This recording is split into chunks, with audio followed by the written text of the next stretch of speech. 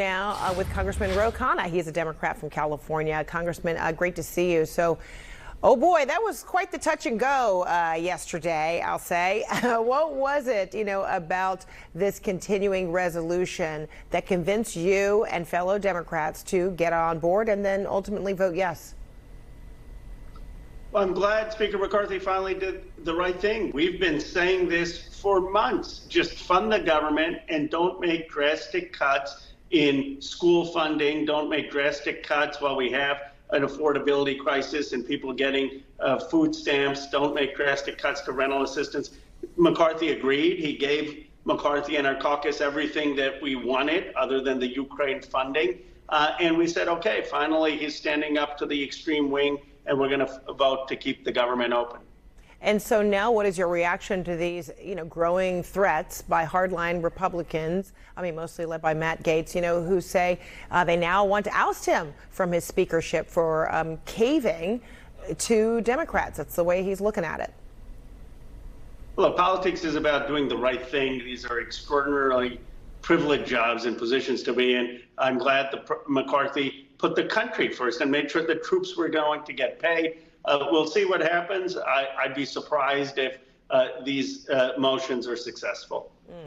So you serve, on the House Armed Services Committee, and you now have 45 days in which to, craft a new spending bill, or at least agree to it, et cetera. Are you hoping it will include funding for Ukraine, or is it your feeling that there will have to be a separate measure? We need to fund Ukraine. Look, even those folks who want a diplomatic solution or who want to figure out what the end game is can't just yank the funding. You know what happens if we yank the funding? Tomorrow, Putin marches into Kiev. All of the funding we've given in the year and a half with Zelensky would go down the drain, and you'd basically be handing over Ukraine to Putin. So I don't care what the mechanism is. If we have to have a separate vote because people want to vote their conscience on Ukraine, fine, do it that way. If we can get it as part of the budget deal, we'll do it that way. But we have to fund it. And I have been one of the voices supporting the president, but saying at the same time, pursue diplomacy. That means, though, you've got to continue to fund Ukraine. And just yesterday, after the House voted for this stopgap measure, your colleague, Mike Quigley, said this is a win for Putin because it excluded the aid of Ukraine. How long do you believe, Ukraine can go without this additional support? Can it afford to wait, 45 days until the end of this stopgap measure? Or do you believe there has to be something worked on more urgently?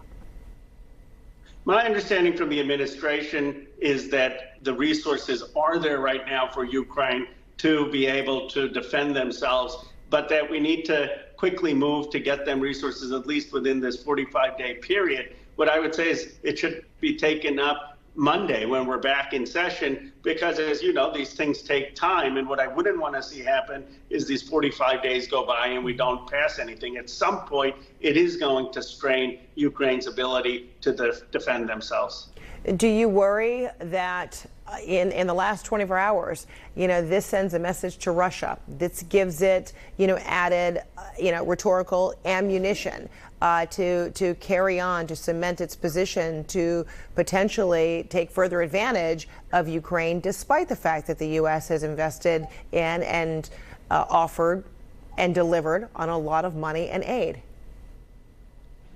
Well, Russia should not underestimate the United States resolve. They should just look at the votes we had over the last week on giving aid to Ukraine. I voted for those bills every single time. It was about 300 plus members of the House were for Ukraine aid, about 100 or so were not. And the Senate is overwhelmingly for it. So we're going to get the aid to Ukraine. But, this is going to be a big question in the 2024 presidential election. The candidates have very different visions. President Biden is for standing with Ukraine and making sure Putin can't just march into Kiev. And on the other side, you've got President Trump who's saying end the war and basically hand Ukraine to do whatever they want to Russia. And that's going to be a big issue in the campaign. All right. We'll leave it there. Congressman Khanna, thank you so much. Thank you.